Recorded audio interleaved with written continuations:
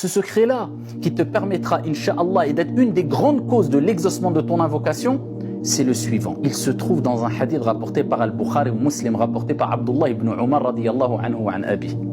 Il nous rapporte ces propos du prophète alayhi wassalam. Alors, je vais abréger le hadith. Le prophète alayhi wassalam parle de 3 personnes qui, alors qu'ils étaient en déplacement lors d'une nuit, il faisait nuit, et donc ils sont partis se réfugier dans une grotte.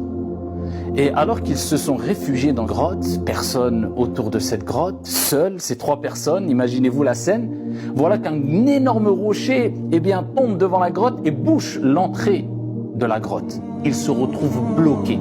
Ils peuvent crier, personne ne les entendra. Ils peuvent appeler à l'aide, personne ne les entendra. Mais ils ont compris que seul celui qui en toute chose, et celui qui répond à l'appel de l'opprimé, et celui qui ouvre les portes quand tu vois que toutes les portes sont fermées, pouvait leur répondre Allah le Très-Haut subhanahu wa ta'ala.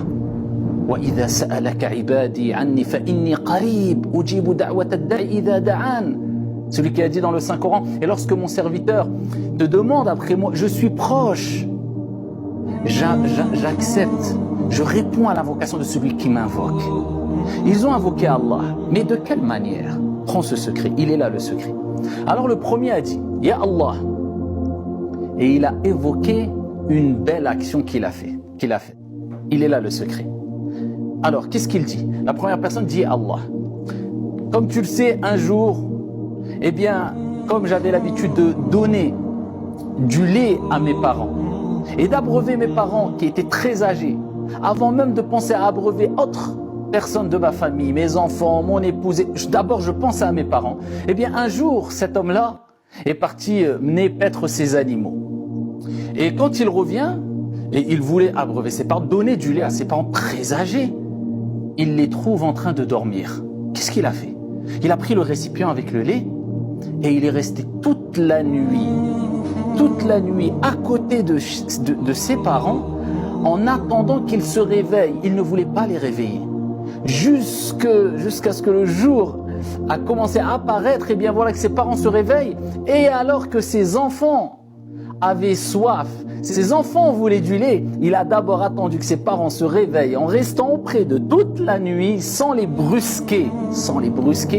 Et quand ils se sont réveillés, il a abreuvé, il a donné à boire du lait à ses parents. Ensuite, il s'est occupé de sa famille. Il a dit, Ya Allah, si cette action je l'ai faite pour te satisfaire, pour ton visage, ta face, Ya Allah, délivre-nous de cette situation. Voilà que le rocher s'est déplacé de quelque peu.